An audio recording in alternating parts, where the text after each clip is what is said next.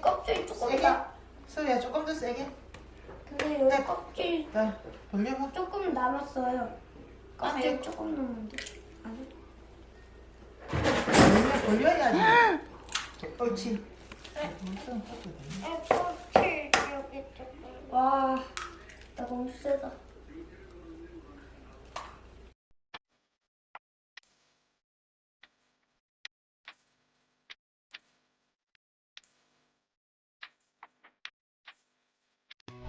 Hi guys! Magandang hapon! Happy Monday!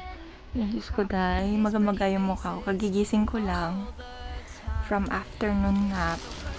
Actually may naririnig pa kayong background dyan. Ang lakas ng hilik ng asawa. So mag-aalas 7 na. Pero sabi ni Omon, hayaan lang daw muna silang matulog kasi ang aga namin nagising kanina para sa preparation bukas. So, nagluto kami ng mga pagkain. Pero hindi ko na siya vlog kasi parang every year na lang simula nung nag-start ako mag-vlog. Nagva-vlog ako ng mga pagkain kung paano namin lutuin pag Korean New Year. So, siguro ngayon kung may mag-request or may makaalala, i-repost ko na lang yung vlog ko from the past para naman kahit paano meron tayong video. So, naumay na ako. Naumay na ako tumingin ng mga pagkain. Parang paulit-ulit na lang naman kasi yung niluluto namin ni Omoni. So, ayun guys. Nandito ako sa stock room by the way. Ayan. Ito niyo yung mga naka-display. So, ang gagawin ko is magluluto tayo ng malagkit or yung suman kung tawagin namin sa Bicol. Hindi ko alam sa ibang lugar pero parang naririnig ko ang tawag nila dito ay latik or yung latik ba? Alam ko yung latik yung pang toppings eh. Basta yun na yun. Yung malagkit na bigas na merong gata tapos nilalagyan nila ng sugar.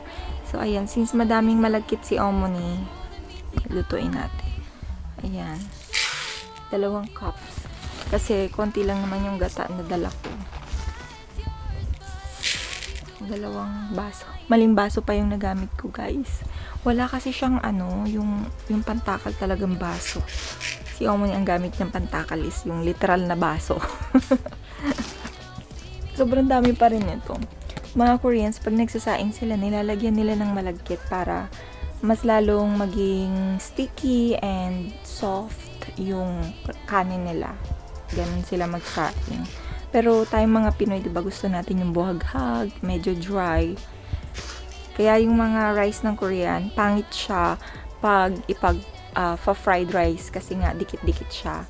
So ako pag gusto ko mag-fried rice, ang ginagawa ko, binabawasan ko yung tubig. Kasi hindi ako naglalagay ng sticky rice para maging katulad siya ng Filipino fried rice. Lalo na pag ang tawag doon, yung garlic fried rice, yun, maganda yung dry, kagaya sa atin. So ayun guys, nandito na yung ating sticky rice. Hugasan na natin. And naisip ko kung saan ko siya lulutuin, sa rice cooker ba or separate pot. Yung parang sa atin lang din. So, ayan. Let's go. Wala akong ibang mahanap na kaldero, guys. So, ito yung gagamitin natin. Lutuan ng ulam. So, may naisip ako. Meron siya ditong brown rice. Ayan. Lalagyan ko siya ng konti. Lagyan ko siya ng konti para medyo magkakulay yung ating suman. Konting-konti lang. Minamadali ko kasi baka magising si Omoni, si sermonan ako nun. Sabihin nun, ano na naman ang ginagawa mo? Bakit pinag-iinteresa mo yung mga anik-anik ko dyan? So, gagamitan natin siya ng brown rice. Kaya guys, huwag kayong magugulat mamaya kung ano yung magiging kulay ng suma natin. Hugasan pa natin siya.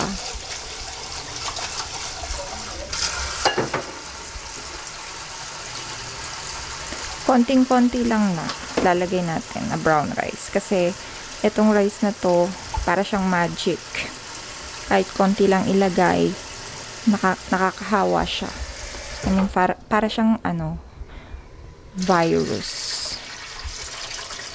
So, ready na yung ating gata. Nilagay ko na siya sa kawali.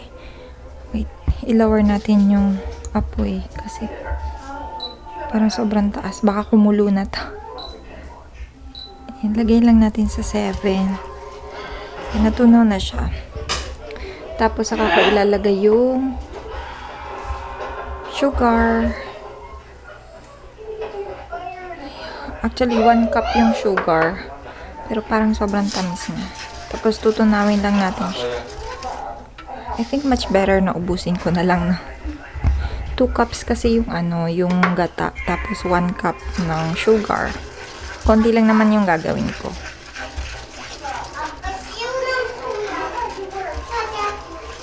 시원한 코야? 아니 시원한 거야. 시원한 고야? 코야.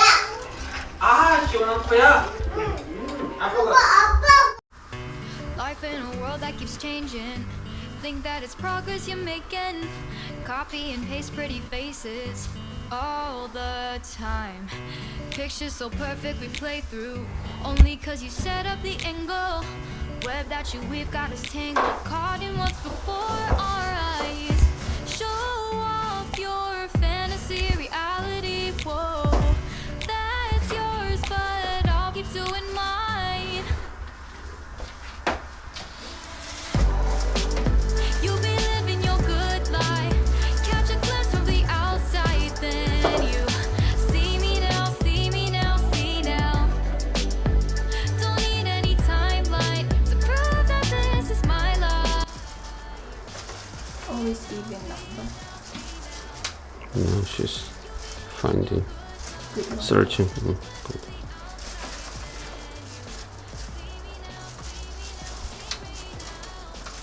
How about the numbers? Doesn't care.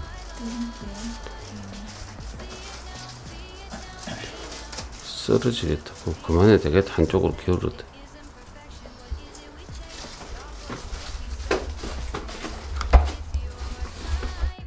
She said she's counting.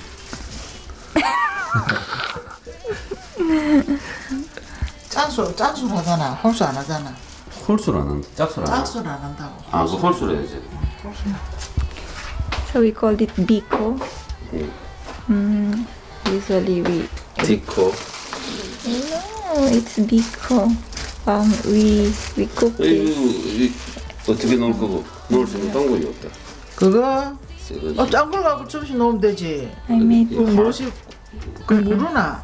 It's hard. 떡처럼 아, 안 그거잖아. 아, 떡처럼 돼. 떡 같아. 냄새 손은 냄새 맡아보세요, 엄마. 이 떡처럼 비가 뻔히면 되겠네.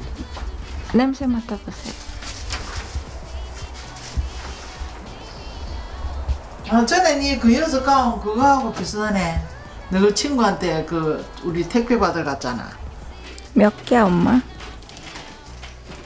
10 Odd number. odd number. 아, 짝수 number. 아니고 홀수 한 개는 홀수야. 네. 11개, 13개, 15개. 작년보다는 어? 조금 더 춥다. 날씨가. 날씨가요? 응, 작년보다는 좀 더 춥다.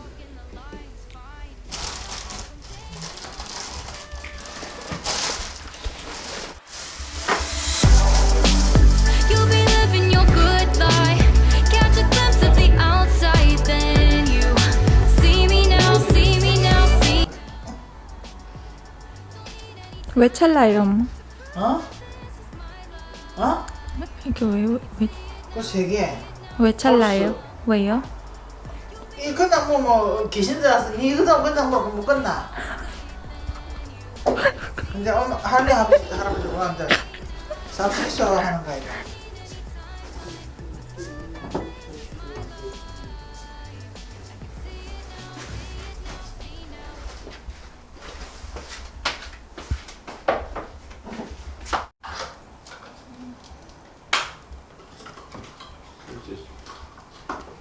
턱 같아요.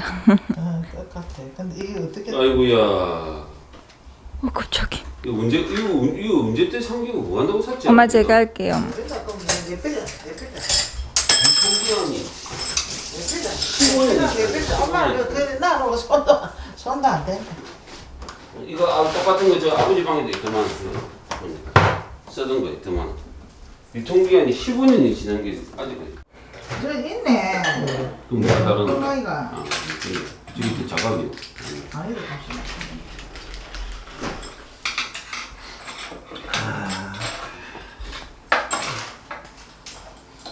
봐봐 이봐. 짠다 이거. 아니 그 따끔따끔한 것도 있고. 코코넛 거 만드는 게다. 그것도 들어가서 응? 그건 들어가고. 들어가서 걸라. 물어보라며. 이 밖에 있는 거 들었다. 괜찮아요. 맛있다. 올려. 저 치즈 안에 있어요. 누가 볶으면 되는 자리를. 이 산이 저 억수거든. 아, 또 ub어라. 이게 또 억수 먹거든. 이거 아, 이거 저기.